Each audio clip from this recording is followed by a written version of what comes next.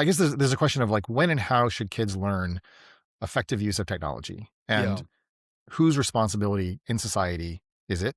And is prohibition the best way to arrive at an outcome where kids are savvy about how to use these technologies in effective and pro-social ways?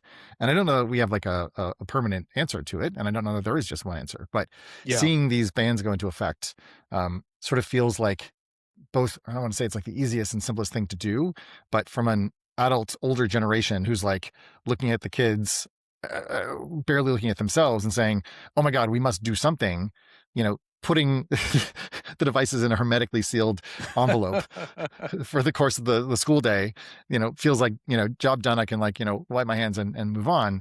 And yet it doesn't actually, I think, address the underlying, issues around how society and culture needs to adapt and change to one where these technologies are part of our everyday experience. One of the, Yeah. things that was crazy about this was just that on one of the syllabuses, it sort of outlined the expectations for the kids for the year. And one of them was, of course, no devices in class. And the very next line was, and we will be distributing the assignments on Google Docs in Google Classrooms.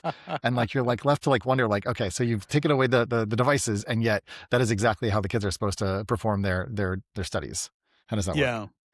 Yeah. I mean, one of the things that I saw with my high schooler too was not just that, like they do take away the devices, but then often they have to do homework where it's on paper and they have to like, Yes. like Like math, they have to, longhand.